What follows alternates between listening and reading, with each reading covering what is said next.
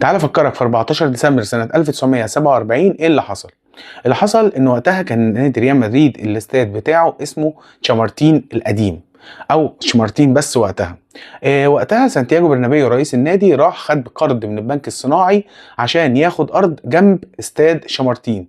وقتها سانتياغو برنابيو خد ارض جنب استاد شمارتين وخلى المهندسين يفتحوا استاد شمارتين ويوسعوا السعة بتاعته ويعملوا استاد جديد اسمه شمارتين الجديد.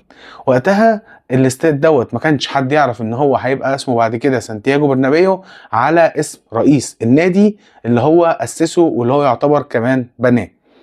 الافتتاح كان في تاريخ 14 ديسمبر سنة 47. كان بيلعبوا نادي اسمه بيلينيسيس البرتغالي. وقتها نادي ريال مدريد حرز 3 أهداف لهدف وكسب المباراة ديت.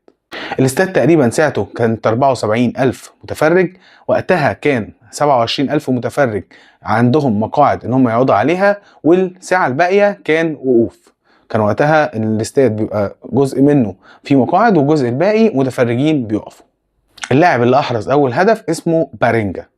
ده اللعيب اللي احرز اول هدف في استاد شمارتين جديد اللي هو دلوقتي استاد البرنابيو. انا كده خلصت، اشوفكم بكرة. تعال افكر.